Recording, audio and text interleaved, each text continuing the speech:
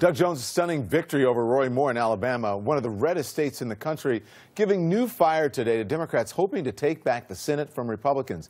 One of those is Congressman Beto O'Rourke. He's a Democrat who is challenging Senator Ted Cruz, a Texas Republican, and he joins me now. Good evening, Congressman. Thank you so much. I appreciate you joining us. You're trying to seize the moment from last night's epic Republican loss. You sent out a fundraising letter to your supporters saying, "Next up, Texas 2018." And you write, if you weren't sure if our campaign to take on Ted Cruz was possible, you have to know it is now. Why do you think Texas is next? You know, I'm a lifelong Texan, fourth generation. I've been traveling this state for the last year, listening to people all over Austin, Houston, Dallas, San Antonio, El Paso, the places you'd expect to see a Democrat. But importantly, in Abilene, in Wichita Falls, in Lufkin, in Nacogdoches, everyone wants something better for our state, and they're willing to work for it.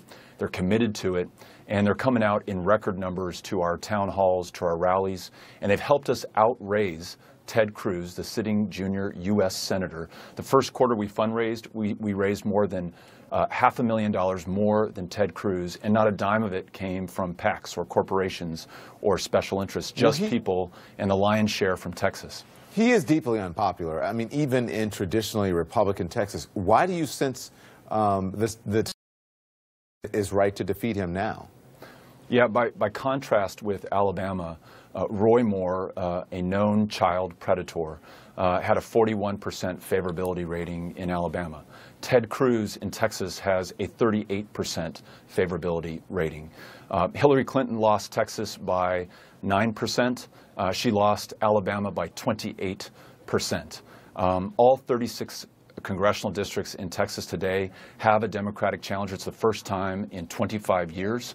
Our state is waking up. Folks know that everything that they care about and that they want in their lives and for their kids is on the line right now. And they're getting off the sidelines and into the game and making something wonderful happen for Texas and something critically important for the United States. But this is a really exciting time to be a Texan. Listen, I've got to push back here a little bit because there are critics who say that you shouldn't read too much into the Doug Jones winning, that this race was an anomaly because of the kind of candidate that Roy Moore was. What's your response to them? Well, I'd point them to these favorability ratings. You know, Roy Moore, given everything that everyone in Alabama knew about him, still had a 41% favorable rating. Ted Cruz in Texas has a 38% favorability rating. This is a state, Texas, that is tending Democratic faster than almost any other state in the union. I think only California is going Democratic more quickly than Texas is.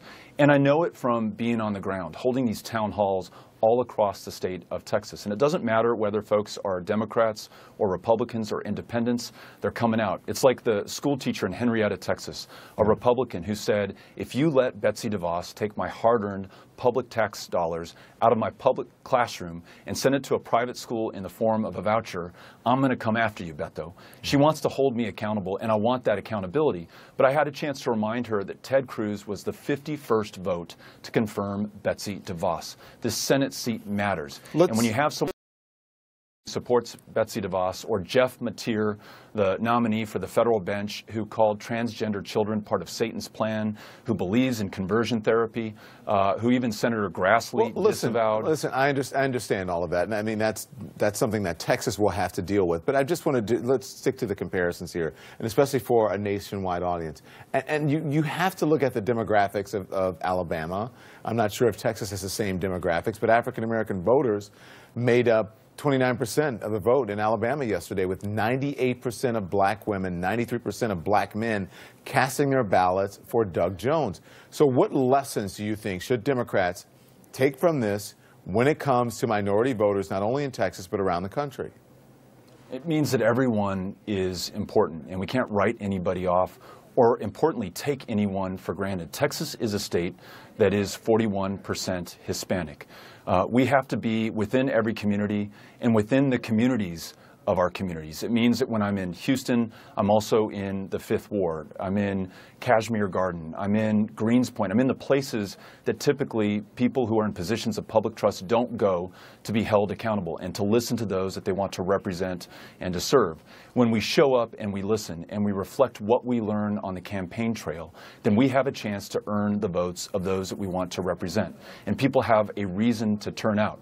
So whether you are Black, Mexican American, Anglo in Texas, I want to represent you, and I'm coming to your community to listen to you and to hear what you think is most important for Texas and this country in your own voice, and then to turn around and make sure that I'm campaigning on that, and once in the Senate, serving you and being accountable to you. Yeah. That's the difference between how I campaign and how I serve, and how Ted Cruz campaigns and how he has failed to serve the people of Texas. Congressman Beto O'Rourke, thank you.